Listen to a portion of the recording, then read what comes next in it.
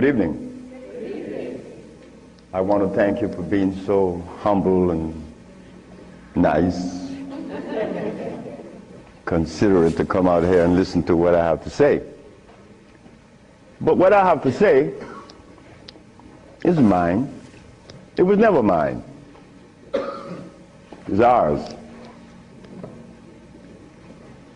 I never believed that I would find myself in front of an audience having to talk about a subject that we all once knew. A subject that is as old as creation. And if you want to see what I'm talking about, we have to just take a look at the zoo. The zookeeper doesn't feed the gorilla the food of the polar bear. Am I right? So how come we eat the food of everybody?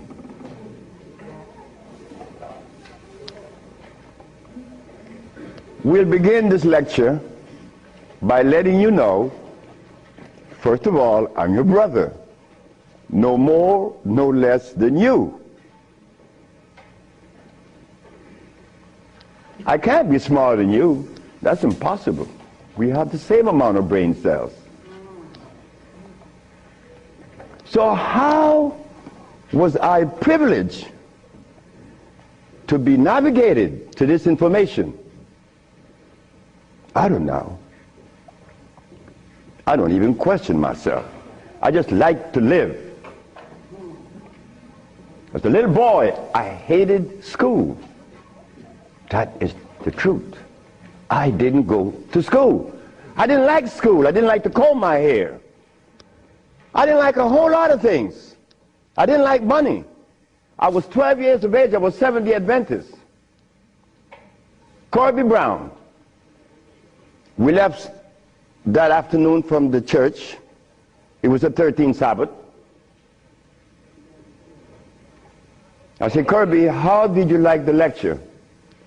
I didn't.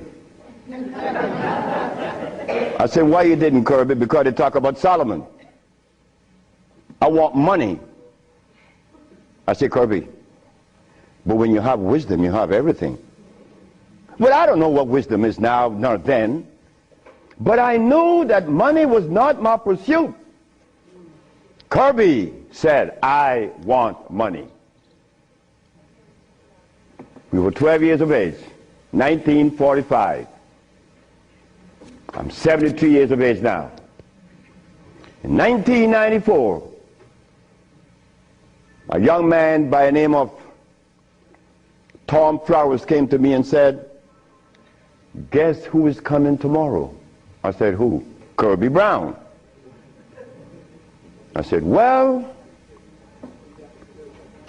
if I remember correctly, Kirby said when we were 12 that he wanted money. I hope he made millions of dollars.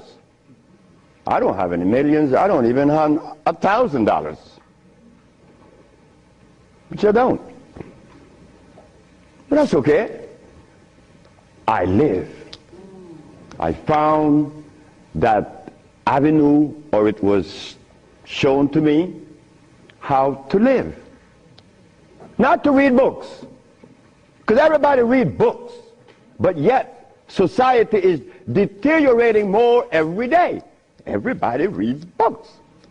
The brother called the other day on the radio and said that he asked about corn, right? Corn? He read books. He said that the text, the Kemetic text showed him that corn is good. Well, he better examine his text because corn was made by man. But anyway, Kirby said he wanted money. That was a Thursday. Tom Flowers said, Kirby is coming tomorrow. So I said, well, if Kirby didn't make his millions, I'm going to remind him that we are alive. We are alive. Kirby didn't arrive. Kirby would never arrive. They had to take axe to chop the hotel door down. Kirby died of a heart attack. Kirby weighed 390 pounds. Kirby wanted money. He became a cab driver in New York. I didn't want any money. I didn't want it then nor now. Because it's not important in your life. It was never important in our lives. The Maya shows that. The Maya built pyramids. The Maya lived for millions of years in the jungles of Central America. No money. The Africans? How long did we live in Africa without money? Since creation. Now they tell us we need money to fight AIDS. Brothers and sisters, we are at a deficit, a tremendous deficit, a deficit that if we do not pay attention, I'm glad I did. I'm glad I did, because I remained that obedient boy that just lost his mama 4 days ago.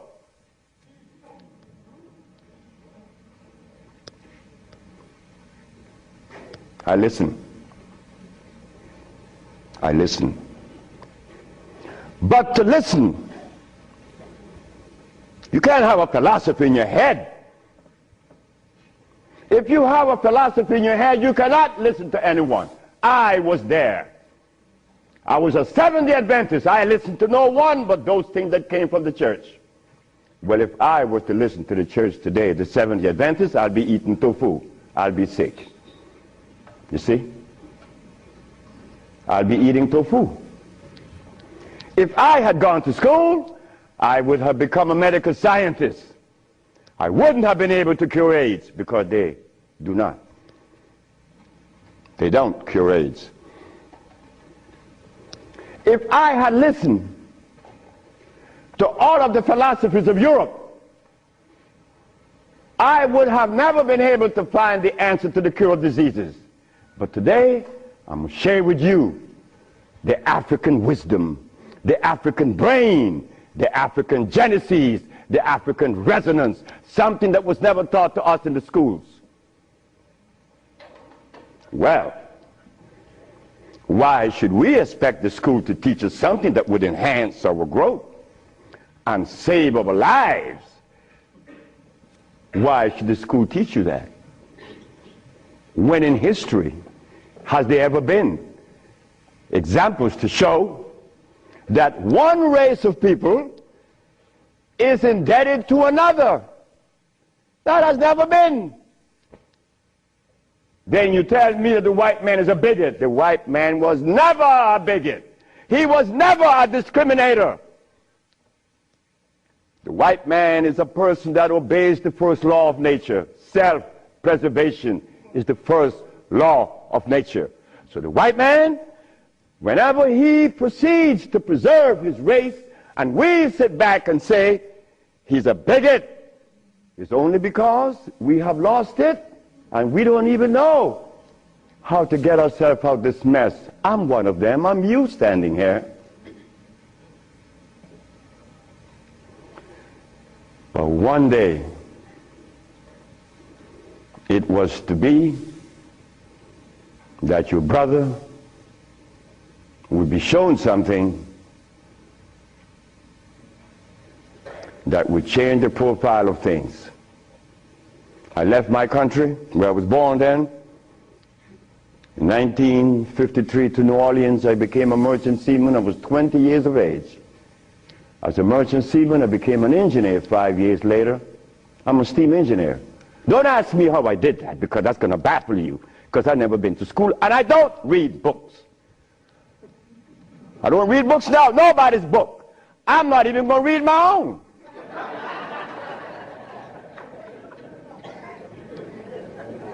Because all the book readers come to me asking me, how did you cure AIDS? But that's like asking the gorilla, hey man, how come you keep yourself healthy without a hospital? How come you don't have any medicines? We'll begin. I became a merchant seaman right quick to take you through my life. Left Honduras without going to school, became a merchant seaman, became an engineer, worked for the County of Los Angeles as an engineer. While as an engineer, the County of Los Angeles something is to happen. Something is to change my life completely. First, it was a Mexican. The Mexican said to me, "You're dying." I said, "I know."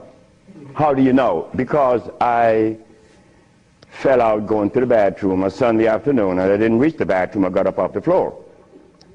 Something must have happened between there and the bathroom." But I had gone to the neurologist, the endocrinologist, the GER practitioner in Russia, in England, in Germany, in France, United States. And they were people that knows what it is about. They had the great big books on medical science. But my asthma and my diabetes, my impotence was kicking. What happened to the books? They read books.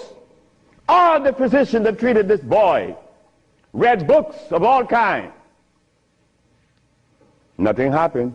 I goes to Mexico, and the Mexican have a goat in his house. Every 5 words it was bad, bad.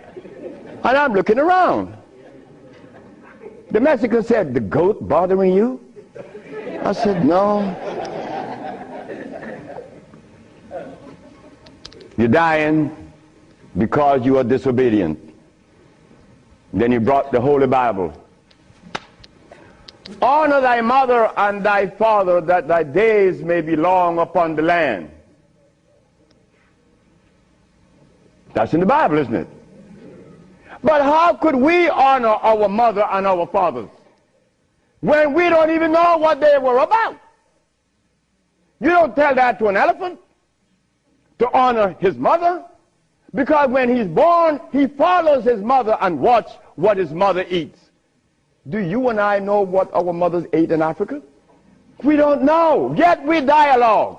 We dialogue on this level of intelligence because I know Plato, I know Aristotle, I know all about Diogenes, but you don't know what your mama ate. So everything that you talk about means absolutely nothing. So you see where they have us at a deficit? That's why we need each other's. Now, when I became an engineer, the Mexican said, "Stop eating. Don't eat anything." For how long? 3 months. I said, "Are you crazy?" He said, "No, you nuts." You ask me if I'm crazy. You've been eating garbage for 30 years. You've been eating garbage. And I'm going to remove the garbage for 90 days, and you ask me if I'm crazy. What was I eating? Hog maws, chitlin, neck bones, crackling bread, Lawn in New Orleans.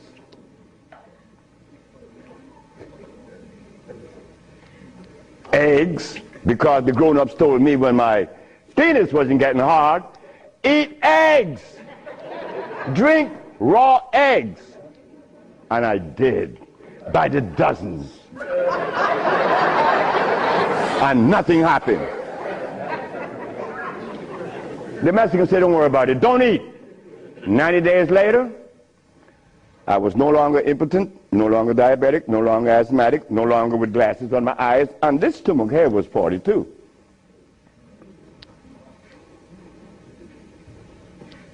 What happened to the science that the physicians were using, medical science? It didn't work, isn't it? But it worked with me. The herbs work with me.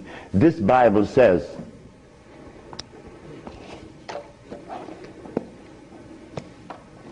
in the book of Revelation, it says 22 verse, and the first chapter, it talks about the herbs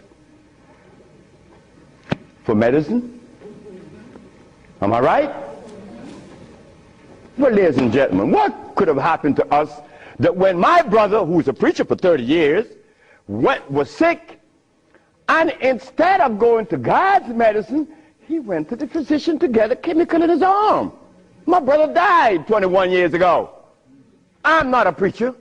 I would never be a preacher. I told that to my mother.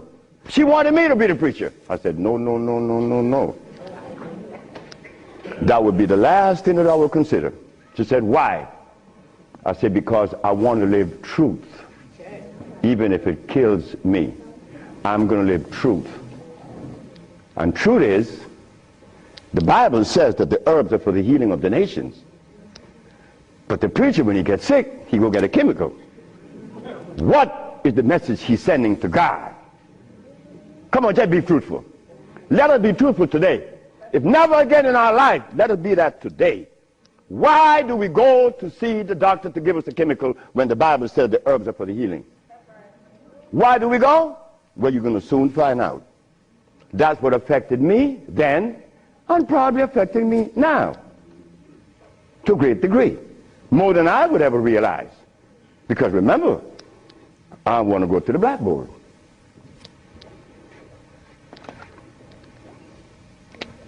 Roughly speaking, Africa. Way overhead we put America.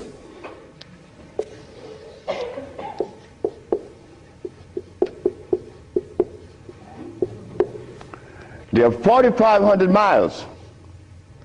What happened between here and here? A lot happened.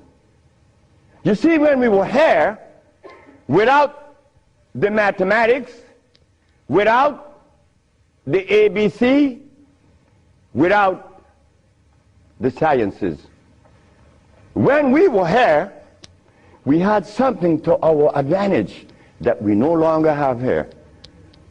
We are blind here. Here we weren't. We were seeing. Why? Because God provided us with everything we needed here. And none of it was comfrey or rice and beans. There were no tofu. There were no soy there. There were no cows. And there were no hogs, no chicken. There were no flour. Those things didn't come from Africa. You see, rice and beans and flour and cheese and meat and the starch that you eat, they all came from right here, from a laboratory.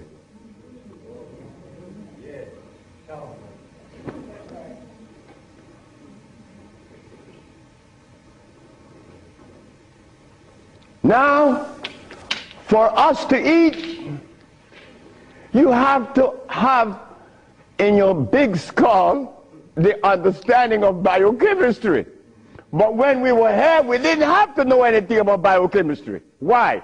Because God doesn't make poisons. You see, God doesn't make carrots. Well, let me put it here. Stop the garbage. Anytime someone tells you that tofu is good for you, that someone that just gave that information to you has one eye open.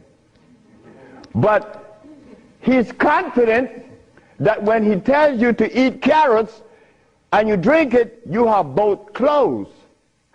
So a one-eyed man is king where everybody's blind. But the one that recommends the tofu is only half seeing. He's blind. He got one eye open only. But he doesn't know it. Example. Before we get into the real lecture, pull this out. This is how people take privileges on us.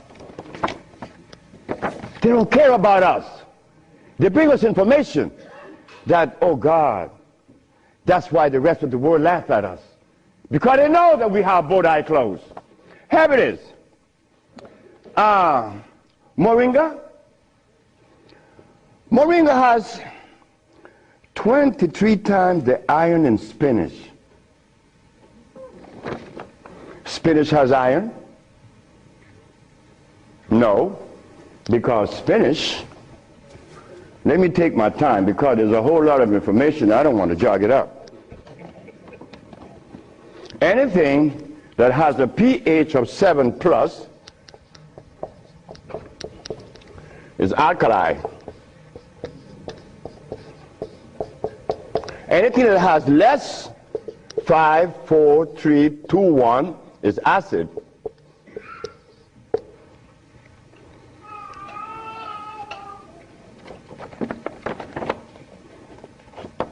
Spinach.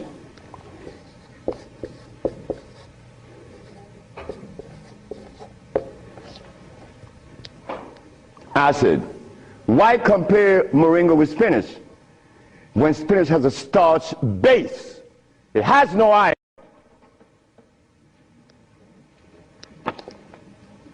7 times the calcium in milk. Milk has calcium. Well, I stopped drinking milk 42 years ago, and I could fall on my knees. You drink milk with moringa, because they said to mix it with milk and some pages hair, you're not going to fall on your knees at 73. You're going to leave your knees down there. 11 times vitamin A that you find in carrots. Carrots has vitamin A. Carrots belongs on the acid side of life.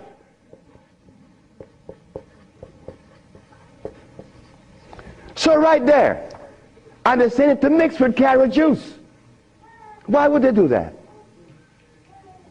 Then up here, they talk about the Ayurvedic system of medicine recommends moringa. The Ayurvedic is Indian. The Ayurvedic system of medicine recommends cow milk. The Ayurvedic system of medicine has never cured any disease, nor moringa, nor any other system in the world.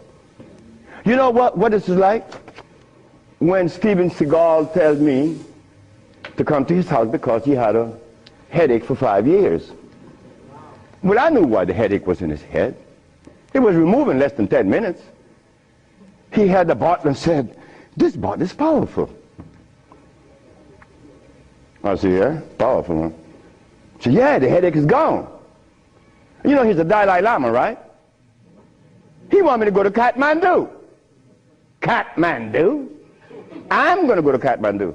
To do what? Talk to lamas. Lamas for what? What am I going to talk to lamas for? They couldn't cure your headache that you had for 5 years. The lamas need to come and see me, not me, the lama. But since we were compromised, we left all our food in Africa. You and I don't even know what we ate in Africa. So don't even go there. But we have the opportunity because one of your brothers happened not to go to school and look outside of the paradigm of school and found something altogether different. And what did I find? That anything that God made is on the alkali side. Why? The molecular structure is complete. It was made by nature, not man. Anything that God made has no starch. That's another thing. Anything that nature makes has no starch. Anything that man made has to have starch, because starch is a binder. To titrate two unequal chemicals, you have to use a starch. Starch is not a food. Starch is a chemical. And what have we been eating since they took us away from Africa? Starch and blood.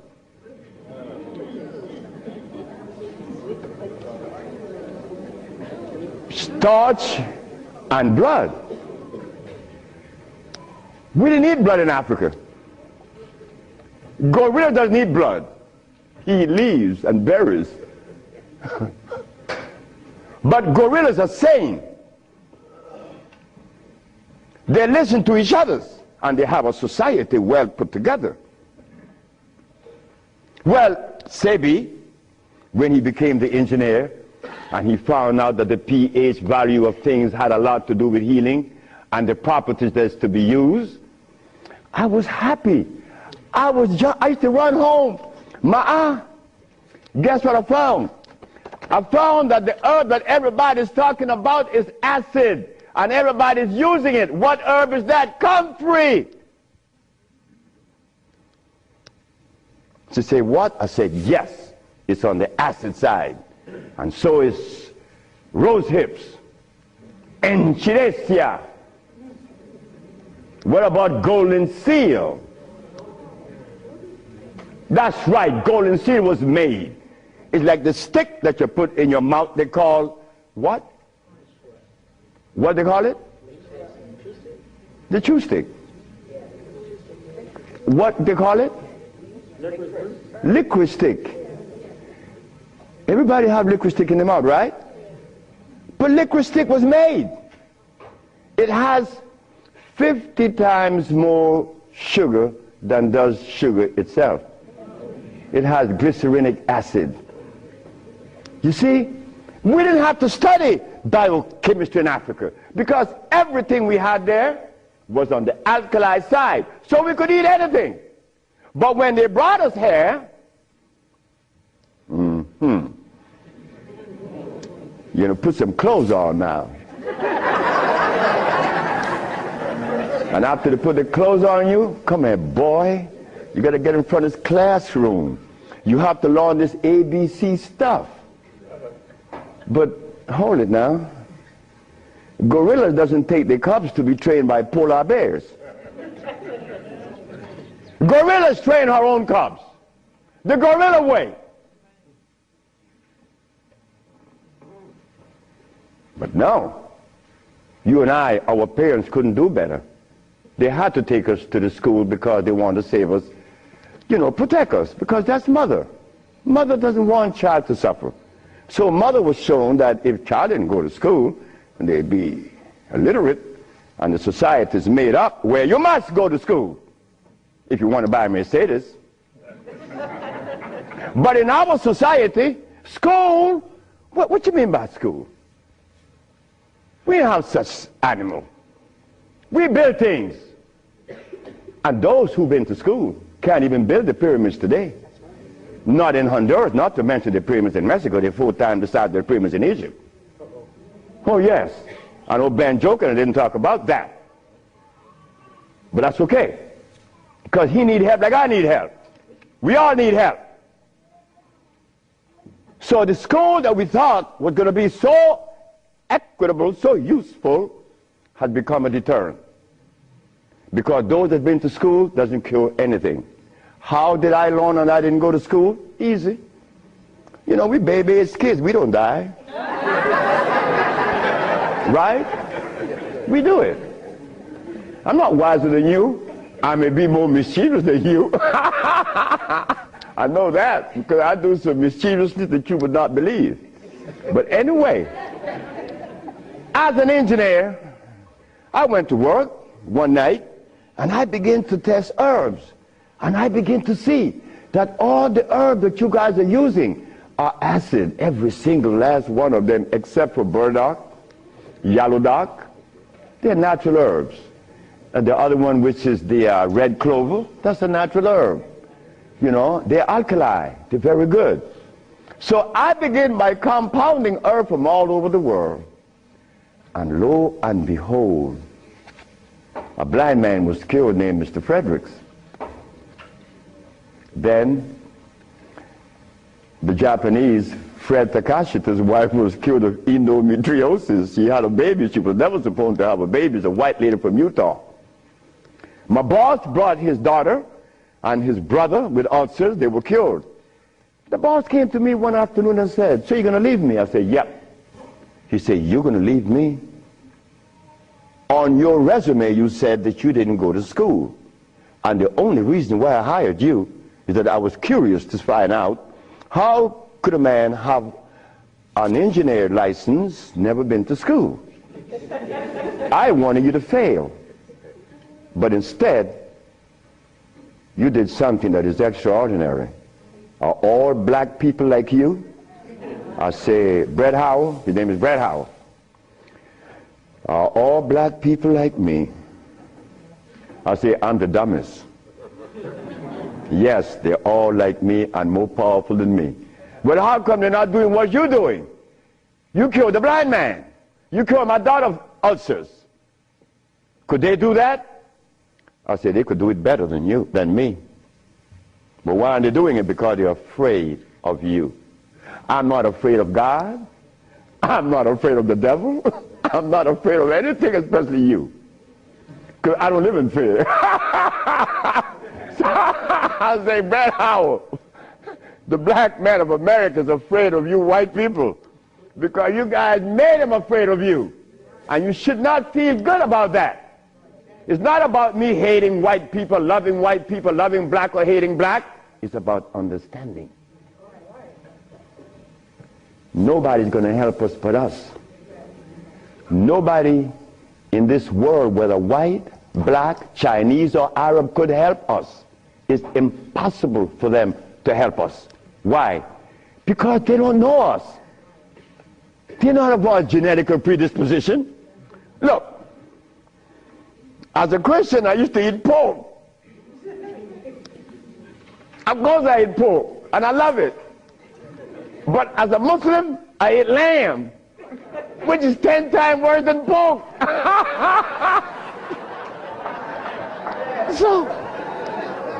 So what do I do? Who do I turn to?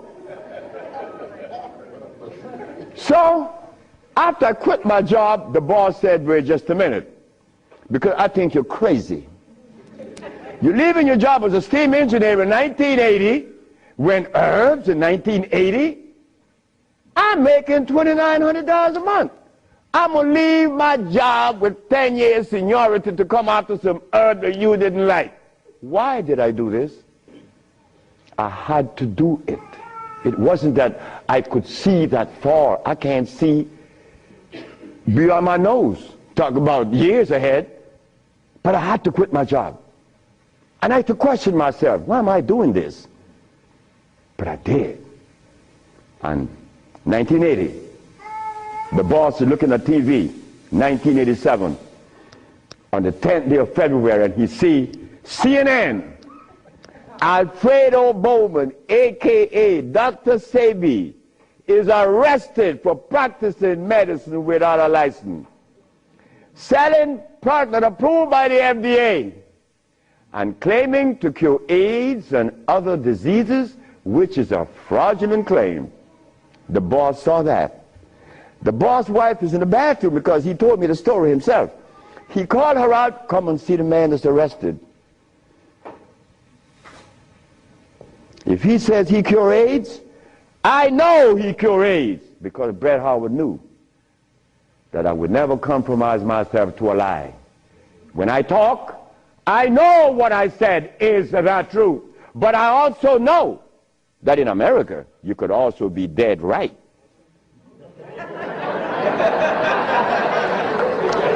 But it doesn't matter. It does not matter. I'm 73 already. They kill me tomorrow, it's all over with. I rather reach 73. My brother, who was a preacher, he only got to 50. But I stuck with you, the black woman. That was my success. You, the black woman.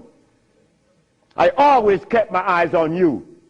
Nobody else, not the maid, because I'm one. We don't do nothing. We can't do anything. We need you. Because it is you that held a hand. It is you that breastfed us. My mother breastfed me for only 4 years. But that was sufficient.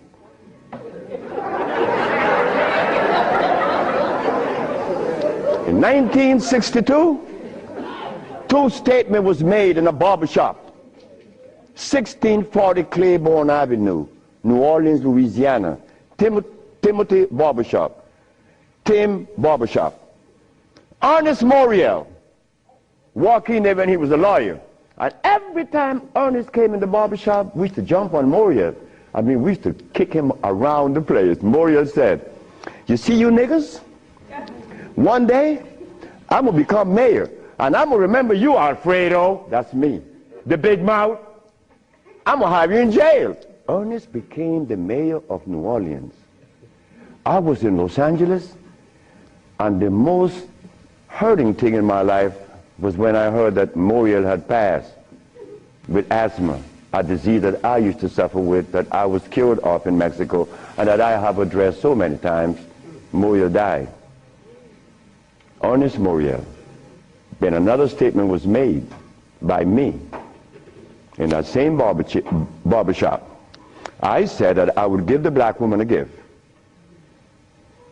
Brother said, Logan said, Sapphire? I said, yes, Sapphire, your mama. I said, she was the first, you came out of her. She held your hand. She teach you everything about the basic things of life, and then she cut you loose. Now she worth nothing. She's Sapphire. I'm going to give her a gift. 1962, that statement was made. But 1962, I was sick. I had asthma, I had diabetes, I was impotent, I had everything under the sun. But in 1964, I was cured, and years went by. Then I found out this is the gift to the black woman. The healing that I found is in your hands now, black woman. Yes, it's in your hands. So in 1987, I was arrested. And while I was in jail, I was the happiest man in the world. Because when I was 40 years of age, I was going to work, and I passed by Miss Louise Wright house on my right, and I made a statement: I'm going to help humanity. And here it is. 1987 is the showdown. I was arrested. All of the people in New York that were healers, I don't need to call their name. They say, yeah, they got the big mouth. They were angry with me because I put an ad in the Village Voice and the Amsterdam News and the New York Post. AIDS has been cured by the USHA Research Institute. And we specialize in cures for leukemia, sickle cell, impotence, blindness, cancer, and others. Well, after all, I did it. Shouldn't I advertise it? You should be glad your brother's doing that. Because now you have a chance to share in the bounty, right? That's the way I felt. So I'm in jail and I'm wondering, how is the American Medical Association going to escape from this one? You see, in the past, herbalists, when they talk, shh, gotta be quiet. Gotta talk under the table, because the physician may get you. The FDA gonna get you. But we seem to forget the one basic thing. When they remove us from Africa, did they bring our food with us? Did they? Well, how could the FDA have such kind of power over us now? Come on now, just wake up to it. So I stood in jail thinking, how am I going to do this one? This is going to be a heavy number, but it's nice because I wanted this moment.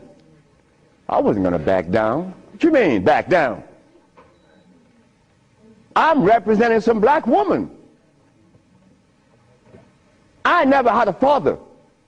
I never had a man in my confines to tell me something. No, I never had a stepdaddy. I had a woman. And then another woman, my grandmother. My great-great-grandmother lived to 124. Her name was Elizabeth. And she lived 70 years without a man. My great-grandmother lived 112. She lived 68 years without a man. My grandmother died at 100. And she lived 50 years without a man. My mother died 5 days ago. And she racked up 40. My mother died while I was coming to see you. I didn't turn back. You know why? The relationship with me and my mother was one of love. And she would have never wanted me to be there. My brother told my mother when I was about 10 years ago, he told her, yeah, you didn't like me. You didn't give me any love. You didn't give Fred any love either. That's me. So my mother said, what you say? You gave all your love to the pastor, not to Fred and me. My mother said, like, Fred, are you in on that? I said, ma'am, this boy was talking garbage. See, he told me he's serious. I'm never serious. I don't know what it is to be serious. I hear men talk about seriousness. Well, I don't know what you do with that. But my mama said, raise your hand up and open your fingers. Which finger would you elect to take off of your hand? I said, none. She said, thank you. My mother turned to my brother and said, you said that I didn't give Fred any love. Fred, you wanted my love? I said, nope. Didn't want it. I didn't need it. Because my mother knew if my mother ever interfered in my life, I would be upset. I was in the streets by the river all the time. My mother knows, all mother knows the child that needs her love, her attention. But she loves all. But she knows the one that needs the attention. I didn't want my mother attention. And she knew it. But my brother said that she didn't give him any. But the boy went to the 3rd grade. He owns a fishing fleet. He owns an ice factory. And he owns that she didn't give him any. But the boy went to the 3rd grade. He owns a fishing fleet. He owns an ice factory. And he owns a fleet of planes. And he said that his mother didn't give him love. You see how we could easily make mistakes? Okay. Mother is mother and will always be mothers. The greatest gender on the planet. So while I'm going to court now, and I'm standing, the judge said, get the man out of jail, and I went to his chambers. Judge Shorter said, young man, you mind if I ask you a question? I said, no, sir. Why did you advertise that you cure AIDS? Well, sir, my mother's alive, Africa exists, and my face, and I would never offend any of the three. That's why I advertise that I cure AIDS. He turned to the woman at the desk and said to her, ask her, did you investigate this man before you arrest him? She said, no. Her name was Phyllis Spade from the Attorney General office in New York. She said, no. You didn't investigate this man before you arrest him? This man, the response he gave me, he cured AIDS. But AIDS is the easiest thing to cure. People think that AIDS is difficult. To me, everything is easy, and to you it should be too. And I'm going to show you why it's so easy. So the judge said, well, you're out in bail. And that was February the 12th, I got out of the 13th. But the case doesn't begin until 88. September. I have a year and 8 months. Why the judge gave me so much time, I would never understand. So I waited. Trial date. This is where the showdown with black and white. Not better or worse. We are not better than any white man or Chinese, no. We just happen to be different. That difference has never been treated by any religion or philosophy. There is a difference that needs to be understood. So while I went into court, the judge said, well, Dr. Sebi, will you please begin? Where do I begin? Begin where you say you cure AIDS and the physicians say there's no cure. The physicians are 100% right. There is no cure for AIDS or any other disease. The judge said, just a minute. There's a contradiction here. The newspaper says that you cure AIDS. Then you agreeing with the physicians. That's a contradiction. No, it's not. When you're limited, it is. But when you live out the box, it isn't. She said, help me. She said, of course. The physician take the position that there is no cure for AIDS or any other disease, and the physician are 100% right, according to their philosophy and their perspective. Their medicine didn't show them a cure. So how could they say that there is a cure? But the perspective that prepared me, there is cure for AIDS and every other disease. Oh my God, when I said that, the physician jumped up. Your Honor, Dr. Victor Herbert said, Your Honor, what other perspective could there be? After all, you know, this patent on us, the FDA has a patent on us. You cannot talk. The FDA talk, you shut up. Oh yeah? Well, I'm going to find out. So, the judge said, what perspective is yours? Dr. Victor Herbert, Dr. Bonanno, and Dr. Christopher said, how could there be another? I said, there is another, Your Honor. And what is the other? The African bioelectric cell food. I've never heard of such a thing. That's what the physician said. He had never heard of the African bioelectric cell food. I said, of course. But we have to remind the good physician that he have not heard of a whole lot of other things.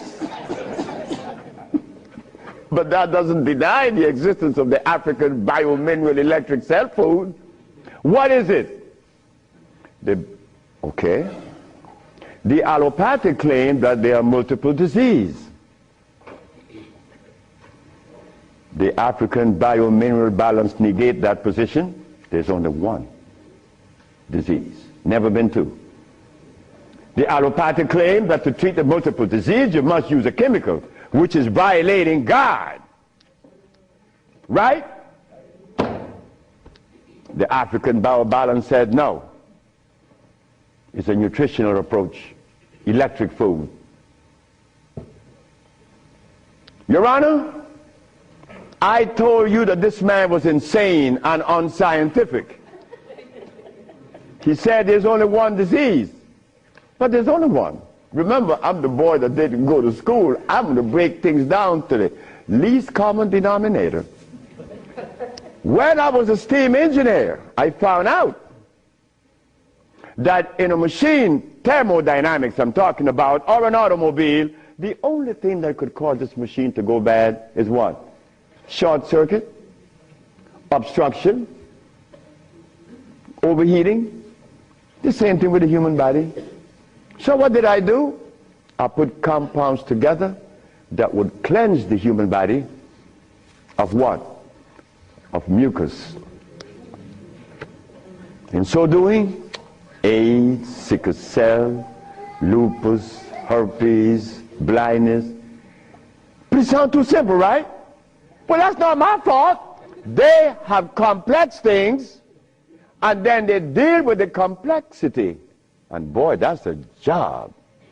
But with us, on our journey from Africa to America, it was easy because the slave master had a ship and brought us over.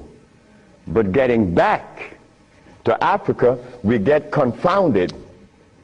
We can't go back now. We don't know how to go back. We better not even go back. Because when I tried to go back, this is what I did. My first trip with a passport was to Kenya.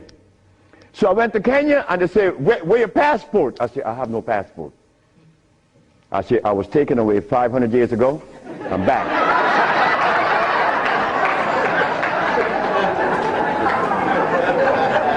When I left, I didn't have any passport. So why are you asking for a passport now? Is a passport African? Put him one side. They put me one side and sent me back out. But you think that was bad? That was a bad way. May I have that? I go to Africa. I go with my wife and I said, well, boy, I'm happy. Girl, we're going to liberate Africa. We're going to do something for mother country. I go and I saw Dr. Parinyatwa in Zimbabwe. I said, Dr. Parinyatwa, I think your problems are over with. Not only Zimbabwe, all of Africa. Here is Hospital Vicente di Antoni, is an Italian hospital. Department of Blood and Laboratories. Oswald Zavala, HIV positive on the 25th of November of 1993. 17th of January of 1994, HIV negative. This boy named Alfredo Lagos, this from the Red Cross, the Honduran Red Cross. It says here that this boy, it doesn't show any date of which he contracted AIDS. Why? Because he was born with AIDS. But down here it says he's negative on the 19th day of January of 1995. Another one. This one caused a laboratory to call for me. I thought it was funny. This is the next one, the other one. His name is Alex Suarez. On the second day of January, this boy of August, he found himself with HIV positive. On the 19th day of August of the same year, 17 days later, the boy is no longer HIV positive.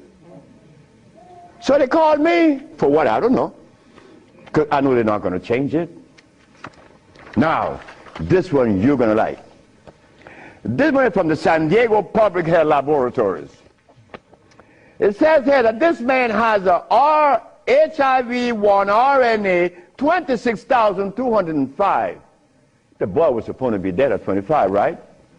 Just go to the other page. 6 months later, he's less than 400. He was killed at 15. So anybody want to read it? Because I could be lying, because that's the way we think. But here it is. No, that's possible. I could be lying. Here, young lady. So, curing AIDS, brother and sister, look, that's the easiest thing for niggas to do. We could do more than that. Curing AIDS, to them is big thing. To us, it's nothing. You understand? But now, here is where this little culprit comes in. Where did I put it? The blood. Nope, no good. Here it is.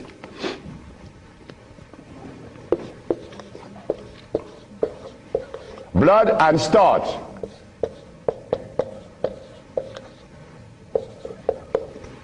Blood and starch. Blood and starch is going to prevent you from doing what the ants does for each other. Ants, when it's getting ready to rain, you know what they do? All the black ants, they begin to do what? Cut the leaves and take them to their little nests. Ants doesn't eat leaves. They eat the mycelia that grows on the leaves with the temperature. They are farmers, but they provide when it rains. Red ants does the same. But we black people, we can't do that. Because when your brother showed the world that he cured AIDS, why didn't the African countries jump on it? All the African people eat is blood and starch, nothing else. But that is the Africa that you and I dream about. The Africa that we want to save. The Africa that we all love. I found out that there isn't a president in Africa that is interested in the cure for AIDS. Not one. No, I'm sorry. Only one. I'm not going to name the country because I may jeopardize the country. Because the one thing I learned, that when you begin to talk favorable about a country or individual, they're going to soon get him. That is a fact. So I cannot talk about the country that said to Dr. Sebi, Dr. Sebi, whenever you want to return to Africa and begin this new empire, you have 5,000 acres of land and 6 hot springs. I don't need anything else. Hot springs? 5 hot springs with 5,000 acres of land? We could grow food. We could make the best dress. I said, sir, I am not going to come to your country unless I'm able to grow marijuana. He said, marijuana? He said, wait just a minute. He said, I can't do that. I said, well, the compounds I've been giving your nephew that was autistic, that now is talking, was marijuana. And as for you is concerned, when I came here, you weren't walking. You were dying. Now you're running up the steps in the presidency.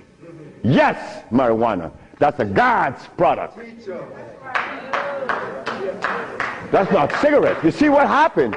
My brother used to smoke cigarettes, but my brother didn't know that the tobacco that he was smoking was artificial. God didn't make that. But marijuana, God did make that.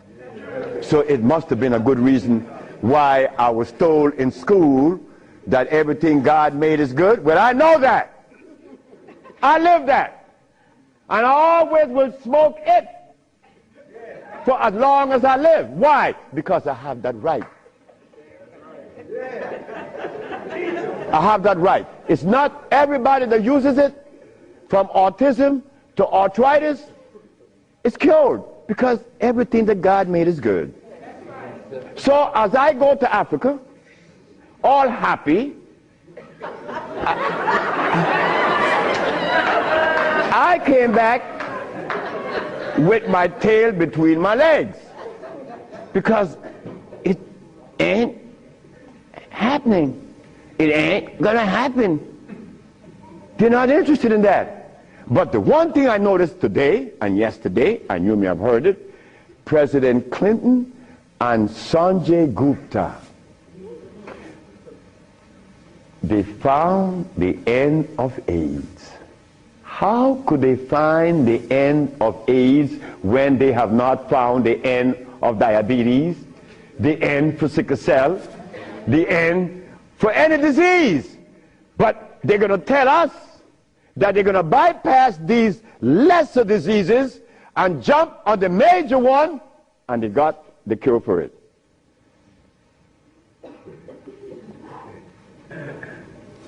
I got documents to substantiate that I cure AIDS, right? So what's up? What's up? Well, I'm going to show you what's up. When I was in Zimbabwe, the Department of Health said, why do you come to us saying that you could help us? And your leaders in America didn't help you. My leaders in America? What do you mean by that? They mentioned Minister Farrakhan. I said, just a minute. I don't follow any man. I follow women. And I don't follow sick people. Because if I follow sick people, then I got to be sicker. I go to Brazil. They say, why don't you, if your leaders didn't help you, why should we? I say, my leaders, again, they brought these leaders in front of me. And they mentioned something like Al Sharpton and Jesse Jackson. I say, oh God. I say, why you all ask me about these people? I never knew of Jesse Jackson or Al Sharpton or Oprah Winfrey promoting something that is equitable and good for the black community. That's never been. What they could do is march. That I know. But why do you ask me about it? I'm asking you, why can't you incorporate this in your repertoire? You said me, I have no leaders. My leader is my mama. The biggest testicles that anybody I've ever seen, they was on my mama. So don't ask me about leaders. I don't follow leaders. I never was part of that thinking. I don't need anyone to lead me someplace. So now I'm asking you, what do we do now? I cure AIDS. Are you going to call Oprah? You don't need to. She could advertise 1 million pieces, broken pieces, right? But that's fine. But she cannot advertise the cure for humanity. But there's one little dude that got himself in trouble. And he was totally unaware of what was going to happen. This little dude, I'm home with my wife, enjoying myself, a Sunday afternoon, looking at TV, somebody threw a rock on my window. It's Randy Jackson. What was it you want? My brother want to see you. Your brother? Michael? Okay. I went. Well, he's sick as hell. Well, I treated him, and he got cured. He saw it, and he was encouraged to take me to the Rayburn building on Capitol Hill. Oh, my God. This is going to really confound you. Michael Jackson took me to the Rayburn building on Capitol Hill on the 31st day of March? April. No, of March. March. It was March. 31st day of March of 2004. I said, why are you taking me there? Because you cure AIDS. I said, but what makes you think that they are interested in that? What makes you think that the world is interested? I don't care if it's any country in the world, they are not interested. Especially Africa. They were never interested. AIDS isn't killing Africa. Hepatitis C is killing Africa. All of West Africa is red line for hepatitis C. you talking about? But they're Muslims. So they have to eat the Muslim food, which is goats and lamb.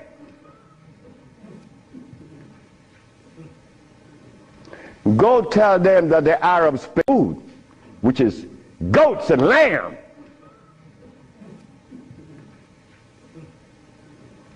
Go tell them that the Arabs played a trick on their brain. You cannot do that.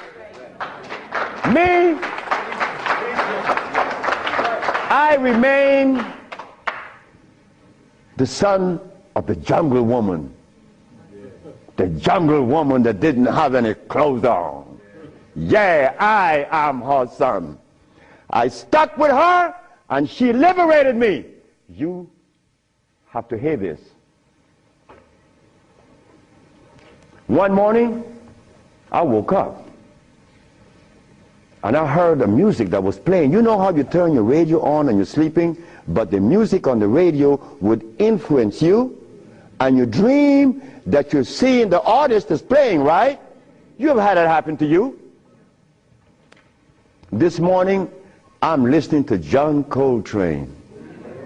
4 o'clock in the morning on channel 850 on the TV. I'm sleeping, and I'm hearing John Coltrane playing Interstellar Space. But then something was happening while this music was playing. I was looking at a black woman doing this from behind a tree. I woke up, and I didn't know how to interpret that dream. But then I was leaving that morning for Los Angeles. As I got to the airport, the governor was there. The governor said, "That's him. That's the man that cured Alcida of leukemia. That's the man I'm talking about." The governor had a lot of people around him. So I went. I was leaving for Los Angeles. He was leaving for the capital. He didn't know that we were going to meet that morning. So they was talking to me and asking me questions. Finally, 2 men that were standing away from me, they were white men from the United States. They came up to me and said, "Well, we have heard of your miracle cures." I said, "Sir, I don't even know what a miracle is, especially perform one. I just happen to cure leukemia. That's not a miracle. To you it may be. Because your school of thought have you to believe that curing these diseases is one great big feat. No, it's simple common sense. I'm an African. Now this is where the naked women are going to come out. They said to me, "We have heard of your miracle cures, but have you been saved?" You see? Right there, I consider that an imposition. Why do you take the liberty to believe that I'm one of those that have accepted your philosophy that I have to be saved? I say, from what? The man politely answered and said, "From your sins, of course." I said, "Wait just a minute." I said, "You know, man, while you guys were standing over there, I said," and I looked at you both, and I said, "Two very intelligent young men. But now I have to question that." He said, "Why?" I said, "Well, because the color of my skin should have prevented you from asking me that question, have I been saved?" He said, "What does the color of your skin have to do with anything?" I say, "It has to do with everything. I am the son of a woman that was taken away from the forest of Africa. To begin with, she didn't have any clothes on. But she didn't have any alcohol. And she didn't have any prostitution. And she didn't have any supermarkets. And she didn't have a hospital. And she didn't need anything that God didn't make. And she didn't have any money. So all these things constitute sin. So my mother in the jungles was sinless. How did I become sinful?" You cut it out. You stop that. We have to begin to change our diet, because this diet here of blood and starch is all we eat. That is all we eat. And then with this diet of blood and starch, which confounds their hormonal structure, we have the nerve to tell each other's brother, you were wrong.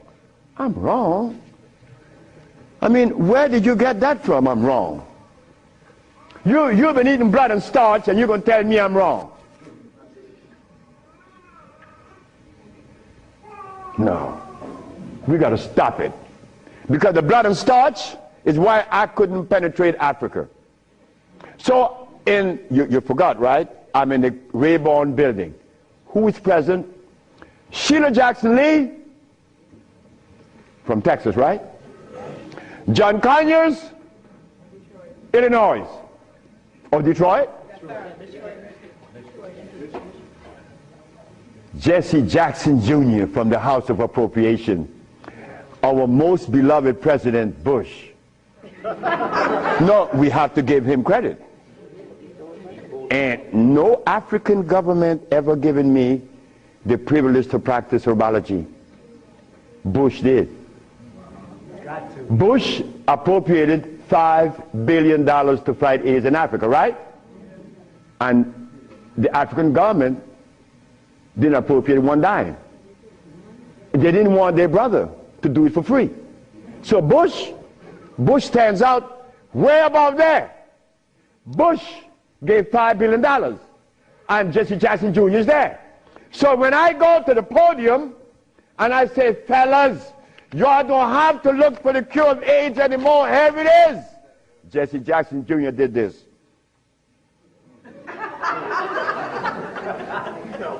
I said, I'm going to talk about this. I have to write about this in my book.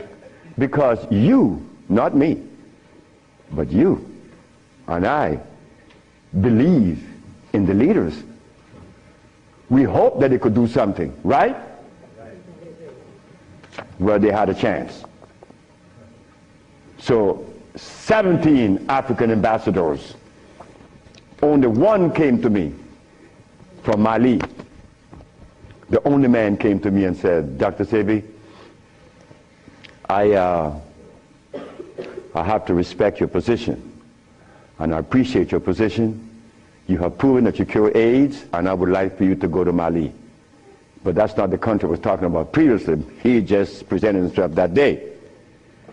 But Jesse Jackson Jr. didn't tell you that I cure AIDS, right?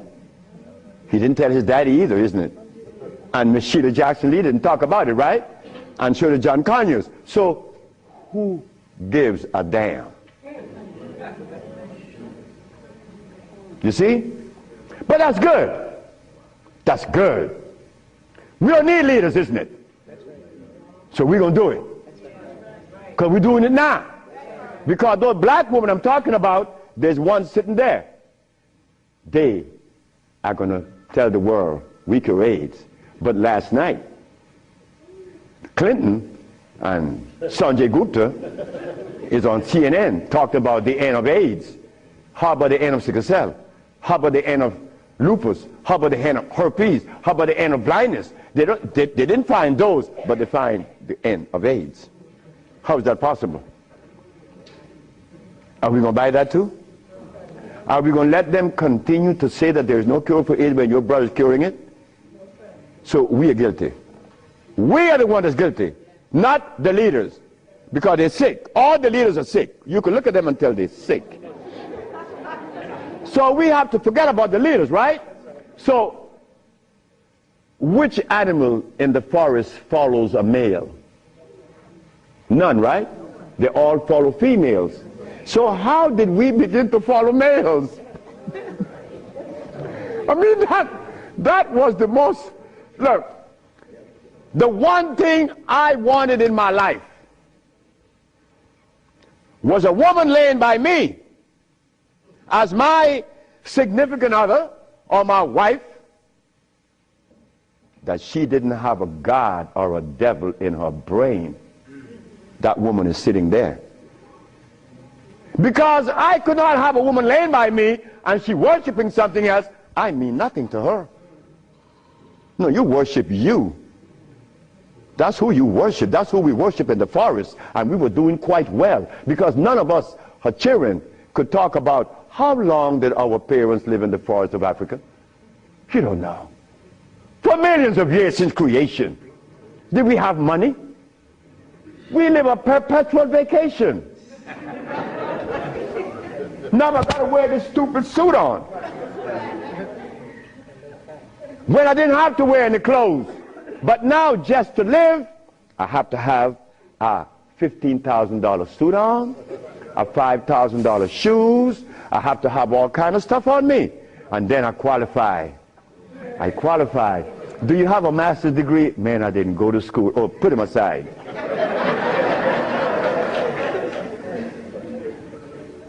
So in essence, there's no one on this planet that is interested in the cure for any disease. None of the leaders, none of those who are talking, they are not interested. It was simple. It was understanding that is alkalinity that cures, not acidity. And any healer that comes to you with these things, like adding carrots, like moringa, it says here, one of the things that I are careful with, it says here, if you add carrot juice with it, it's going to help you. But just a minute, carrot was made by some dude in Holland. It's very acid. So this moringa knows that you have both eyes closed, so I could sell you anything. We don't want that anymore. We don't want to tell stories anymore. We don't want to protect the stories anymore. But you see what happened? When you have been healing or call yourself a healer for 20 or 30 years using comfrey and rose hips and recommending tofu, and someone come on the set and says that you may not be quite right, man, you get off there. You begin to get crazy. You begin to go crazy on that person because you have invested 30 years and people know you, and now you can't turn back and say, I was wrong. Well, I was wrong. And it was one little lady, 94 years of age, named Mrs. Holloman. I was along with the rest of the healers. I was reading these books by Jethro Kloss, Alma Hutchins, Indian Herbology of North America, Myers, Christopher, also this other named Shooks. And they all have calcium in it, so I had to believe that, right? And I went to Mrs. Holloman and said, Mrs. Holloman, you got to drink carrot juice. She said, sit down, boy. I think you're crazy. I think you're out of your mind. I'm 94 years of age. I don't wear glasses. I don't need you to come and tell me to drink carrot juice because I know that carrot is a poison. I was in Rattan, the island of Rattan, and a woman was listening to me talk, and she asked me, what is the best breakfast in the morning? I said, I don't know. She said, a glass of hot water. I know she was right. The sister was right. So in essence, all of the hoopla about AIDS was just noise. We've been curing AIDS since 1984. Why didn't you know about it? The media didn't let you hear it, right? Jesse Jackson Jr. didn't talk about it, right? Well, I think in the book I have to mention his name because this is what's happening. They're lying to us. And we have to stop it. We have the cure for every disease in the world. We, the black race, is responsible. Not the white, not the Chinese, not the Arab. The Arab need help. They need help now. All Arabs need help. Because there's no way in the world where you find the highest incidence of eye problem like Arabia. Because they eat lamb. But could you go and tell an Arab to stop eating his lamb? It's like going to tell someone that uses cocaine, stop. Then you're crazy. Like going to Africa and tell a Maasai, hey Maasai, You only live 47 years, man, and you're going to die because you're eating raw blood and starch. He's going to chop your head off. And he should. Then we go to Guinea, and my wife came to me running. She said, the young man in there with his wife, he's 19. And she's complaining he's impotent. At 19, she said, yes. My wife came with it. What happened? We asked the boy, what does he eat? He eats cassava. Cassava.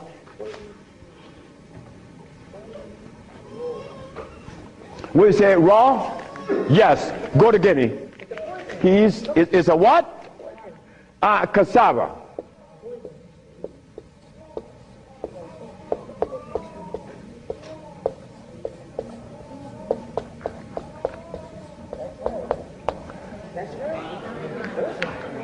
I want you to go to any African country and tell them, no, just ask them, please, why do you eat cassava? Oh, this is African. This is from history. Hey, African, I know you've been bamboozled too, because cassava is not a product of nature, nor of Africa. Cassava is a starch that needs the aid of a man to grow it. Cassava cannot grow by itself, and it has cyanide. But the cyanide has already affected the brain. He cannot think for himself. It's like talking to a Haitian or a Brazilian. In fact, the only country that I have ever visited that have people dark like me, but nobody in Brazil is black. Brazil.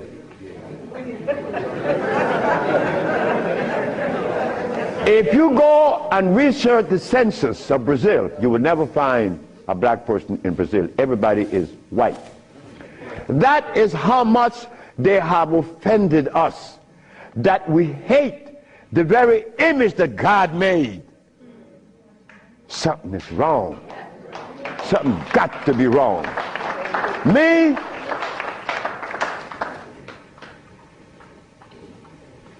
I was a very good Christian, and a very good Muslim, a very good Buddha. And I wanted to join the, well, I don't want to mention it, but anyway, I was a good everything. But what I found, that they were feeding me the wrong food, and I had to deny all of them because they feed us garbage. There isn't a religion in the world that have fed the black race in America or anywhere in the world the food that is consistent with their cellular predisposition. So if you, my religion, is feeding me the wrong food, then what is the message you are sending? It's like putting gasoline in a diesel car. You would not get to South Philly. No, you're not. It's not going to run right. But we eating starch and blood, and we want a dialogue. Dialogue based on what? I mean, come on now. We are the remnants of what world? Let us try to bring it back. We can't challenge each other's. The only thing we have to offer each other's now is love. But to get to that point, a sister told me the other day, because I made a statement in the church, a brave woman stood up and asked me, Dr. Sebi, what have you learned from the entity that you are forwarding to us now? What have you learned from it? I learned to kiss everybody's butt. And I meant that. It came out that way in the church. Well, I had to give it that way, because that is the way it came to my brain. I kiss everybody's butt. It's easy. You see, it makes it easy. When you start kicking it, somebody's going to do something to you. And when you start kissing it, they reward you. So this sister came to me, and she was very smart. She said, do you literally? I said, drop your panties.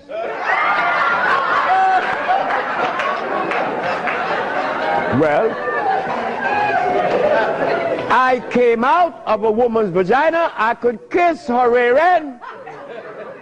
That's easy, isn't it? Is it easy?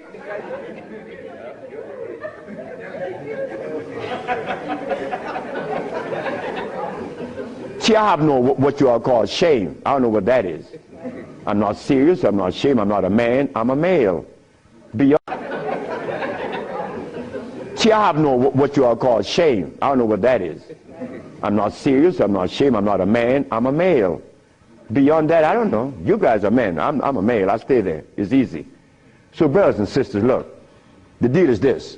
We have the cure for AIDS. Now you're going to get a chance to ask questions. So ladies and gentlemen, I want you to ask whatever question comes to your brain. Feel free to ask. I mean, please, don't you hesitate. Don't you feel that you have to restrict yourself. I know Brother Adis is here. He may ask a few. I'm glad to see the brother. You know, Brother Adis is a brother I've been knowing for years. Stand up, brother. When I saw the brother the other day, I was very encouraged because the brother looks good. Yes, sir. I appreciate the brother. The brother looks good. The brother, I remember him on Sultan and Kwasi in New York. I would hope that Kwasi would come. And a bunch of other brothers. It was a bunch of us brothers. We were in love. New York was, look, we were in love. There was a love that we used to share that was so nice, so warm. But none of us, or all of us, understood that we couldn't follow anybody. Because if you start following one, you have to dislike the other group. But I'm a black man, I have to love everybody. I have to love Muslims, I have to love Buddhists, I have to love Christians. So if I have to love everybody, then I'm going to make it easy. I ain't joining nobody. Because I have to love everybody anyway. So it makes it easy. So now we go to the question. The sister and then you, another, yes.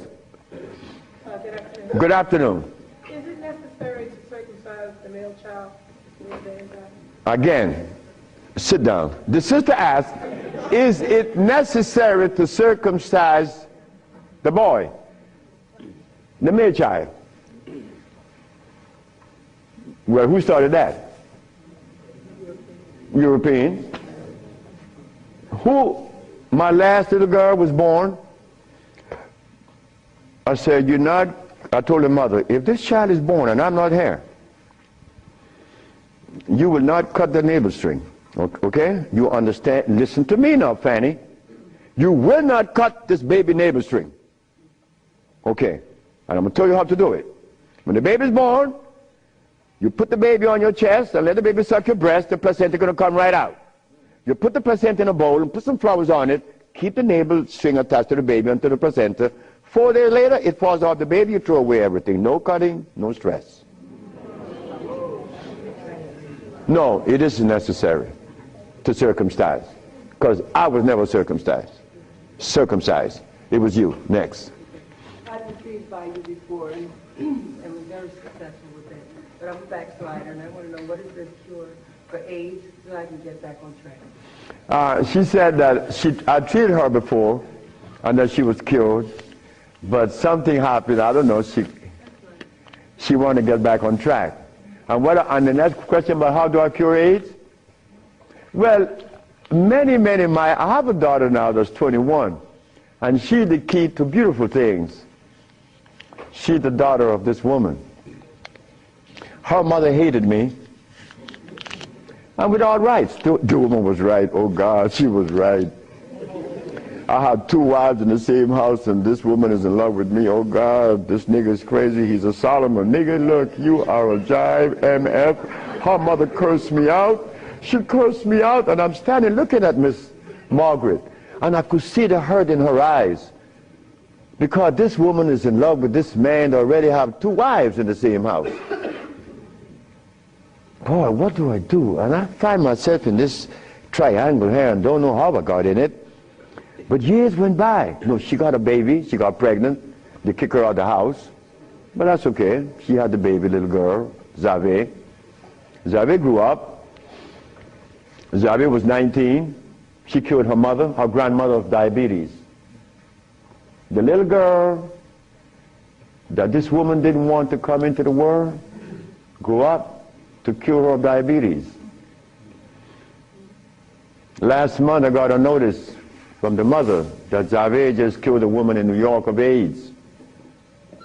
How do we cure AIDS? It's simple. We put the compounds together to address the mucous membrane, to cleanse the mucous membrane, to cleanse the bowels. Simultaneously, we went to the forest and found the herbs such as the, over here on the alkali side,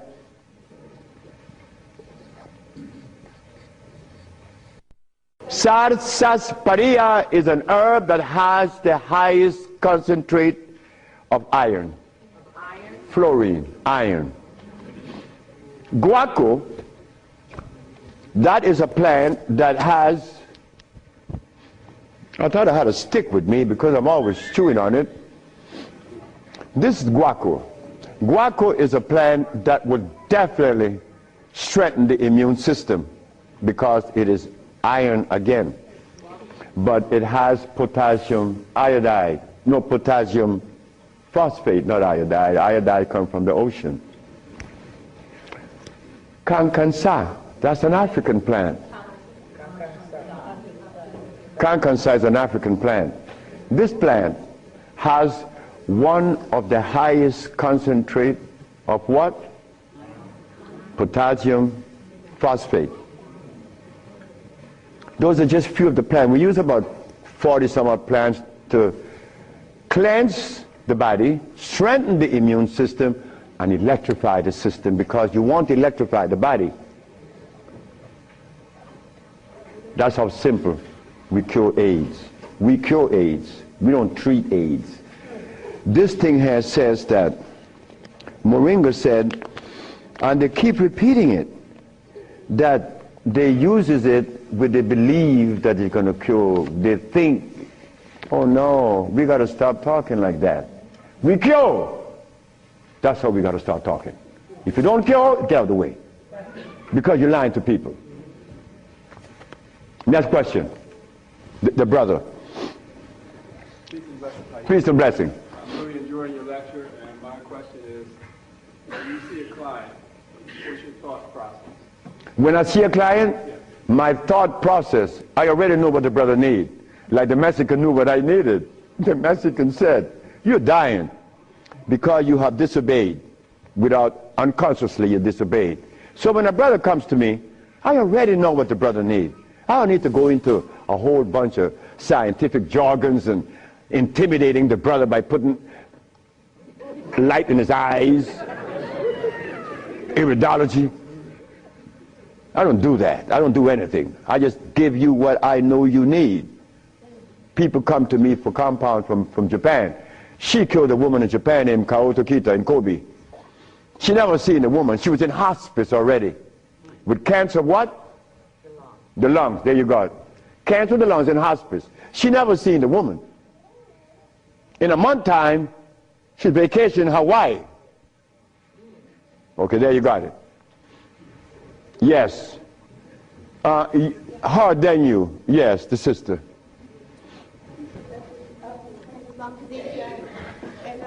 I have a sister who she was diagnosed with Alzheimer's, and she's been in my care for 2 years. I do have her on a fresh food diet, all organic foods, all raw foods, and I'm seeing a big improvement. But I feel as though she needs some other things. And what else can I do to help her? Alzheimer's. She has Alzheimer's, yes, sir. Okay, Alzheimer's. That's a brain problem, right? Remember what I said? There's only one disease? Okay. When you have mucus in the nasal passage, it is sinusitis. When you have mucus in the bronchial tubes, it's bronchitis. When you have mucus in the lungs, it's pneumonia. But now you have mucus where? For you to have Alzheimer's, where is the mucus? So we have to remove the mucus from out of the system, especially the brain, but then we have to feed the brain. That's where biochemistry comes into play. the brain. Like if the sister was suffering with rickets, that's bones, right? So we have to address calcium. If she had leukemia, it would be blood, that's iron. But now she has Alzheimer's. She has mucus in the brain, which prevents the brain from receiving what? Oxygen. Now, what is the brain composed of?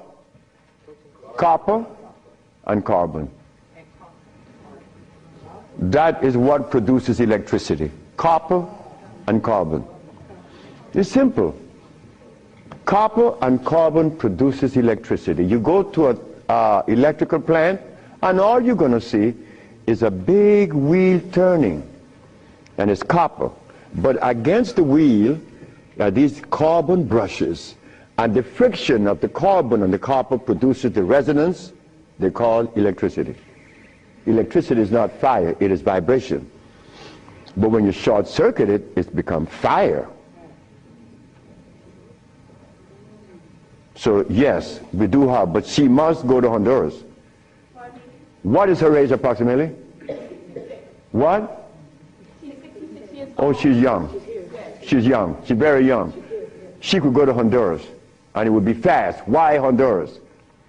Like sister went to Honduras with her husband, Linda, Richie, and her husband. She will see the improvement in days. Like the woman went down with a goiter. Like the brother went down there with his stiff leg, and in 3 days he was running up the hill. And he could not believe it. Like, this is where a name comes to mind. And I want you all to remember this, because this is a woman that we all love and we all respect. A brother was taken to Honduras, to the village. You see, the thermal waters in the village has a pH of 8.9.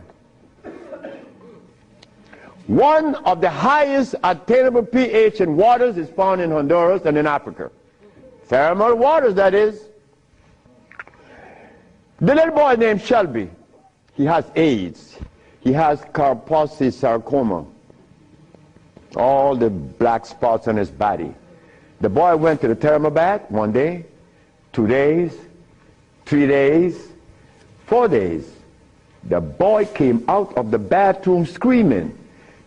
The black spots were gone. His mother and my wife Ma'a were very close friends.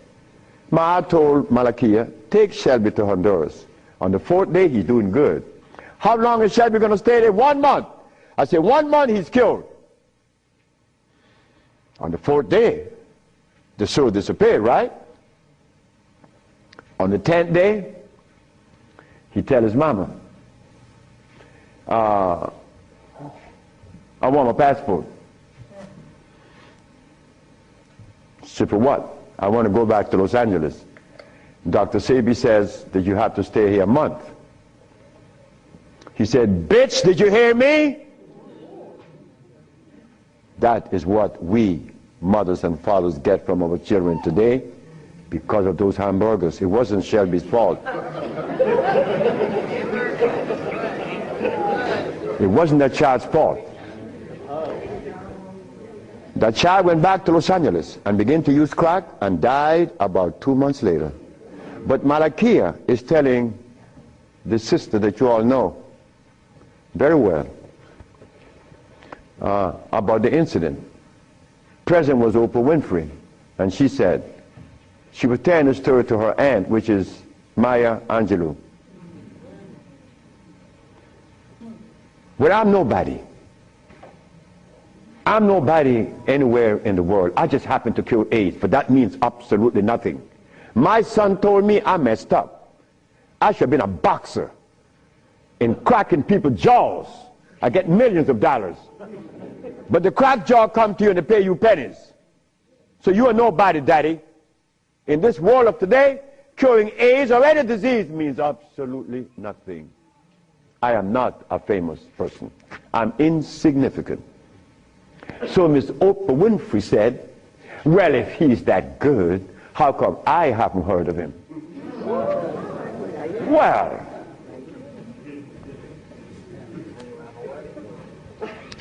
I'm not famous. Oprah Oprah. It's white. Oh.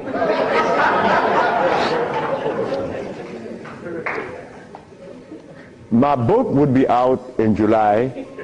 I know she's not going to advertise it, although she suffered embarrassment with 1 million broken pieces. But that's okay. We have to remember the blood and starch. So when you go home, you remember the blood and starch, because that prevents you from liking you, from loving yourself. Because I was there. I was there. Did I want to blow my brains out once? Yes, I did. Well, why was that? I was stressed. I was eating blood and starch. But when the Mexican came and said I was wrong, I listened. And here I am, 42 years later. Do you see the benefits of this? A Mexican came to rescue me, to rescue you. So we cannot. But wait, the other part of it is Africa. There isn't an African country that I could go and practice herbology. But why did Bush, who all of us think, or most of us think the man is bad, how come I could practice herbology in the United States? You got power over him. That's why. I don't have any power. No, I don't. Because I don't even know what power is.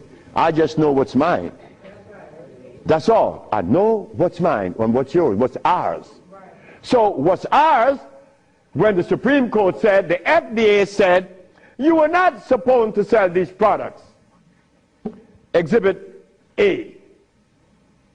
The FDA said, what?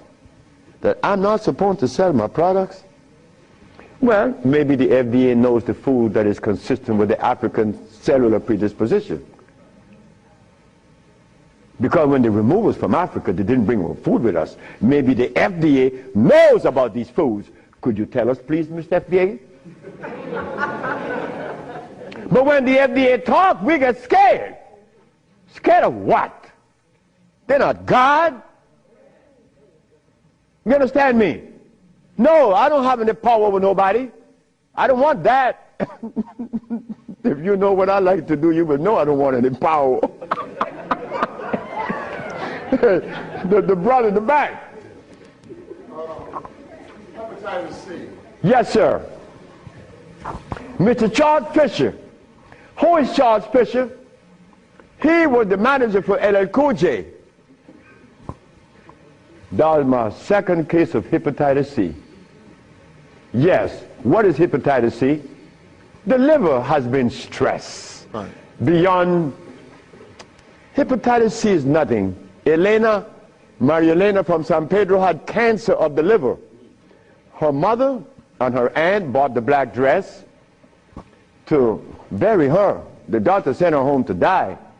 Maria Elena's sister saw a newspaper with me in it. She said, hey, there's a nigger down there in Jutiapa that got a big mouth that says he could do a bunch of stuff. And she came. 2 years have gone by. Maria Elena is healthier than her sister. Yes. What is hepatitis C? It's when the liver has got so toxic and loaded with what? With poison. Blood and starch. So we clean it, clean the body. Because you have to clean the intestines. You have to clean the liver. You have to clean the blood. Because all of these have been affected. Yes, brother, we have cured many of hepatitis C. So what herbs would you use, doctor? It's not an herb. It's a therapy. Therapy? It's a therapy that we have. Okay. I was so encouraged to, what's that, interferon. Interferon? Yeah, I was encouraged to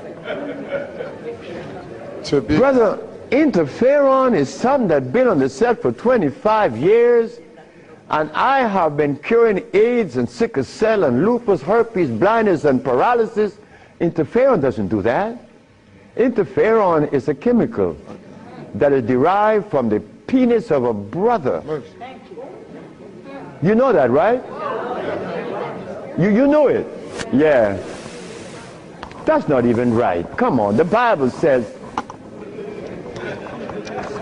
The Bible said the herbs are for the healing of the nation. The Bible didn't say anything about chemicals. Right?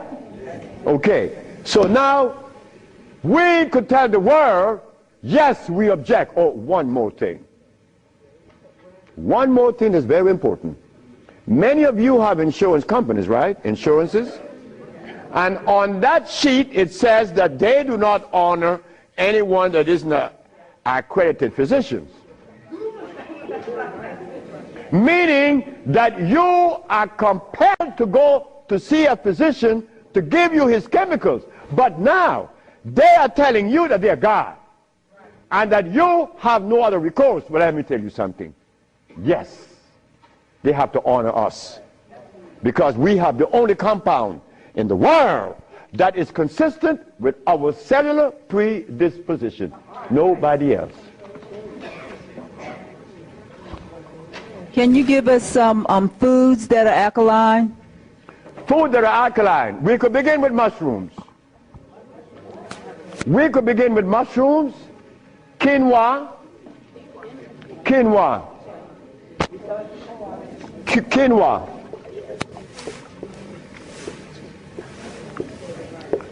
amaranth,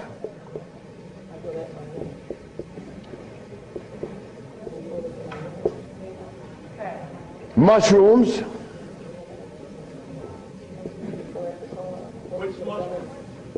portobello, crimini, also oyster mushrooms. Many people are of the opinion that oyster mushrooms or mushrooms are fungus. What is a fungus? A fungus is something that grows on you and eats things up. Mushrooms are the product of mycelia. This is a network that nourishes.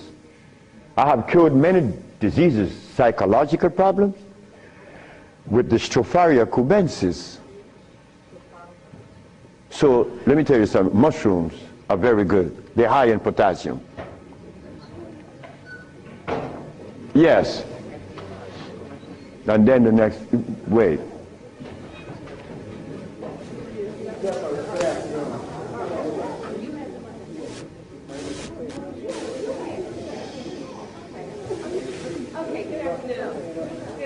Good afternoon, ma'am. I know the blood and the starches, two of the things you said that we should get rid of. I'm working really hard. I've gotten rid of the blood. I'm having a hard time with the starch. I just needed an idea of some things too. To substitute. Yeah, substitute. Well, and one more question, water. I do the distill, but I hear a lot about, you know, drink spring, drink distill, which I do the distill a lot. Okay. About the starches, you could eat quinoa or amaranth. And also spelt. You could buy the spelt pasta. Spelt. You could buy spelt. I eat a lot of spelt. And you know something? I learned something lately, like I'm learning something every day. Because I don't know everything. I don't want to know everything. And it's impossible for me to know everything. But I learned this. That when you combine spelt flour, quinoa, and amaranth together, just the pure powder, the flour, and you want to bake something, if you just add the almond milk and the sea salt and the other ingredients, such as you could add a little bit of what? Agave is good. That's very good. But now, if you want this flour to rise up and be fluffy, who said sea moss? You did. You cook the sea moss to a jelly. And you take about 2 tablespoons and you put that cooked sea moss in the batter along with the almond milk and the rest of the ingredient, and that stuff becomes fluffy. I said, this is a natural yeast. And someone hit me to that, which was Gary, right? Gary Ricketts worked with me for many years, and he still works with me. And he put that together. He made a waffle. Oh my God! I used to go to Gary's house in the morning just to eat his waffle.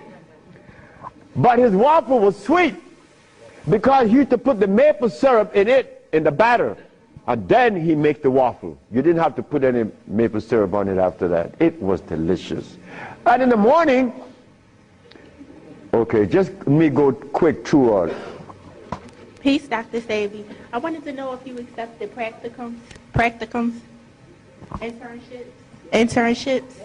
What's that? Internships, like practicums, to come and learn. Well, I came from Honduras, You come from Honduras? No, I want to practice. I want to know if I could have an internship. Oh, if you want to... I know you say black woman is key. So Oh, as a student? Yes. Well, that is what we're working on now, because the woman took over the whole thing, my daughters and the woman that associated with them. And they would like many more sisters to join in, because I'm out of here. I want to go sit down by the river and smoke my dope. So can I get your information? What's that? Can I get your information? So wait, the sisters, give her your number, because she's the one that's in charge of that, and I'm quite sure that she's going to consider you. Okay.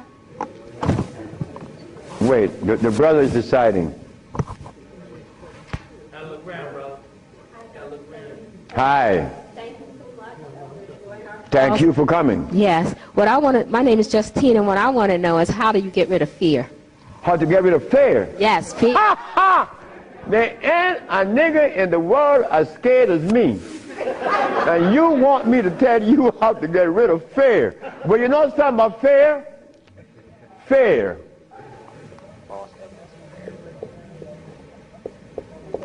Fear is a natural occurrence.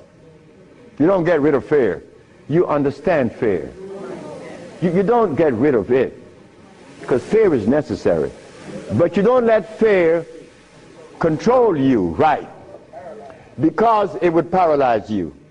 Fear would prevent you from opening the door where there's a great, big, beautiful tomorrow. Fear, you see, when I was insane, to a greater extent than I am now, I was placed in a psychiatric ward in New Jersey. And they were right. But what they didn't know, that I was aware that I was sick. I was also aware that I would not take any of anything that they gave me in that hospital. But there was a man that, you know the swinging doors, right?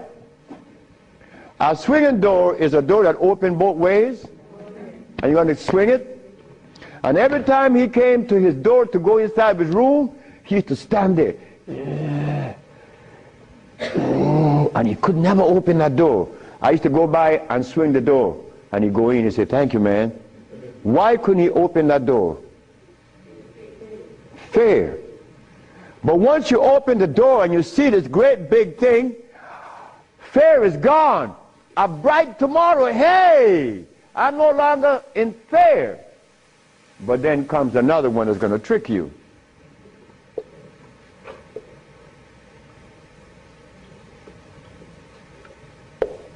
What that surety?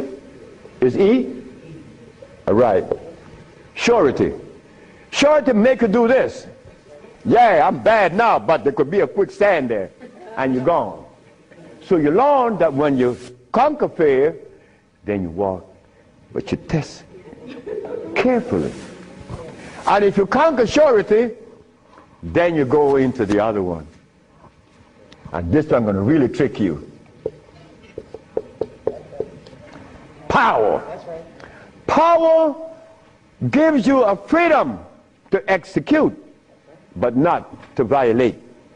Because if you violate, even though you're in power, they will kill you. They did that to Nicolae Ceausescu, right? In Czechoslovakia. Because Nicolae Ceausescu wanted everyone to stop eating meat. Because he knew. But you don't change people overnight. They killed the man. Because he imposed some other laws on them that were cruel. He used to kill them too. So power has to be understood, not to be misused. Then if you survive power, then you get the last one that's going to get you.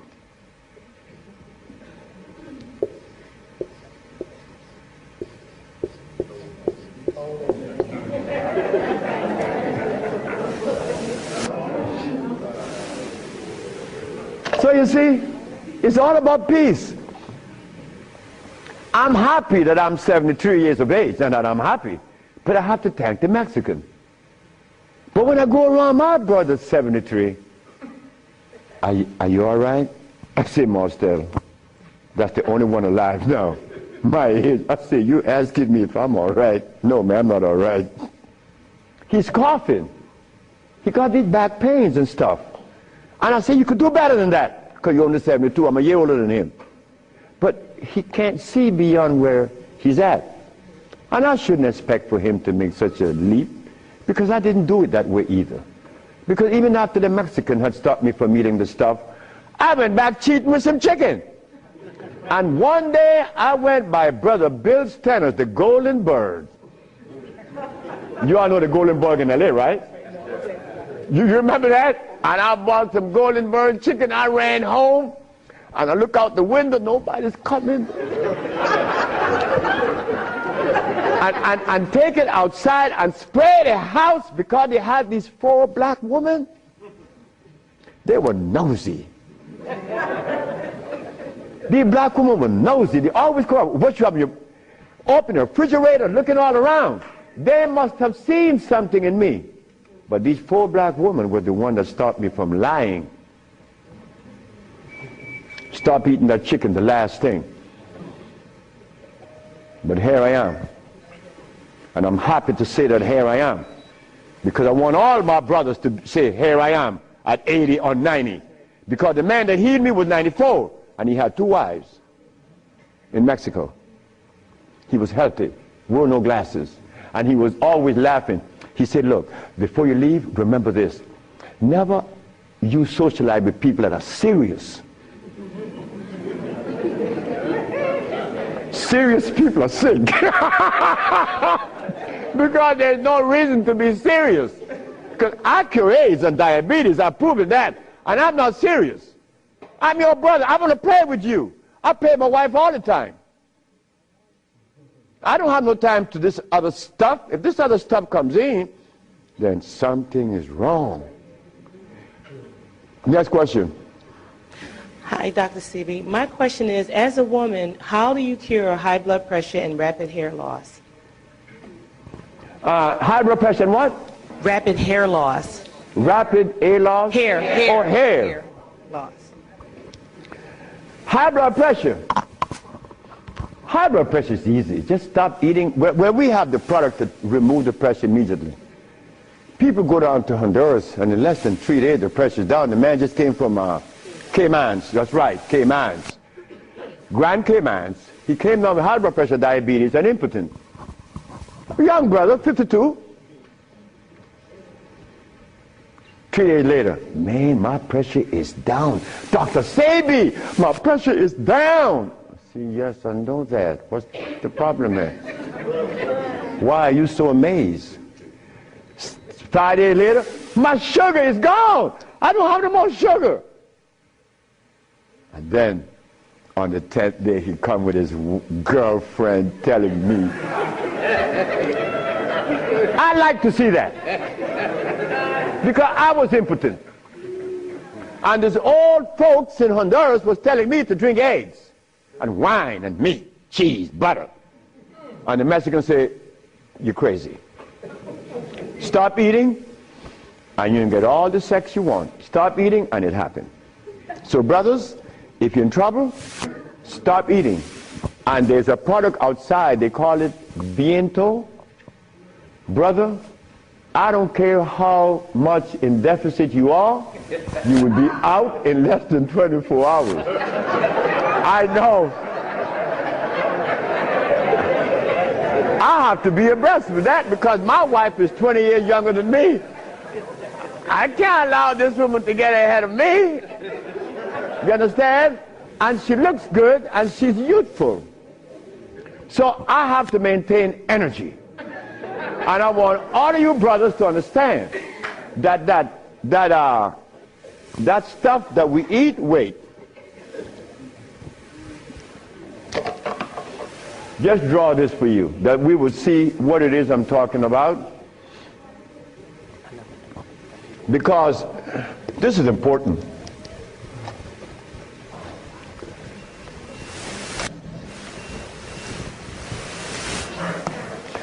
I recorded a man from the age of 15.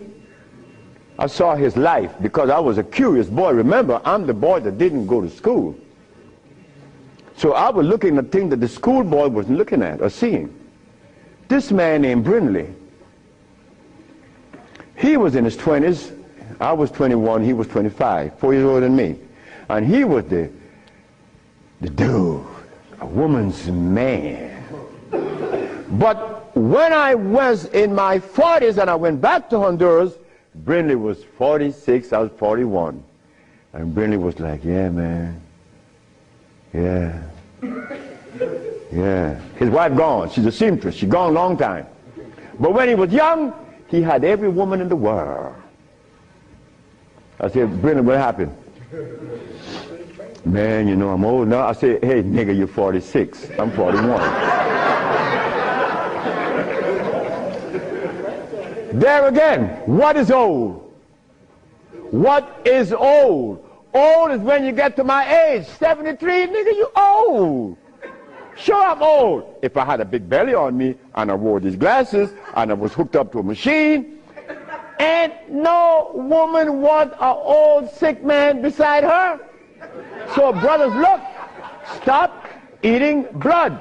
Because when you get to my age, you want to be healthy. You want to be playing with her, right? Sure you do. Why not? She's your companion. You want to play and laugh with this woman. Brindley couldn't. Why? You see, this stuff right here.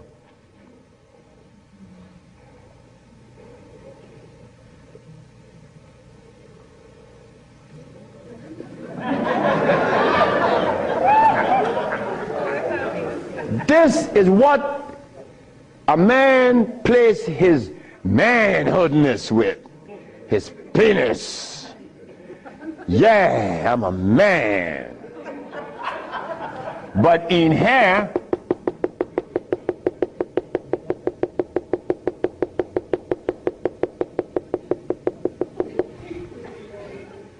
to keep this penis erected, these little orifices, they call veins and the rest, has to be opened for the blood to flow, or else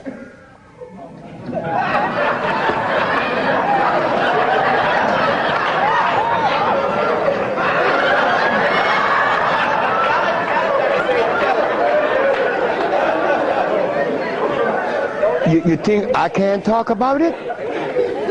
I was 30 years of age. That was happening to me. And the last person that saw that was a woman named Audrey Williams. She said, what's wrong with you? I said, I don't know. She said, you're sick. You better see a doctor because you're too young. You're 30 years of age. And I did. And it happened. But I had to stop eating.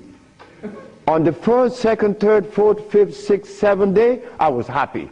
On the 8th, 9th, 10th, 11th, 12th, 13th, 14th, I was going and holding on to the bathroom. Everything was spinning around. Why? Because all of the mucus that was leaving my brain, my eyes was very foggy. I couldn't see.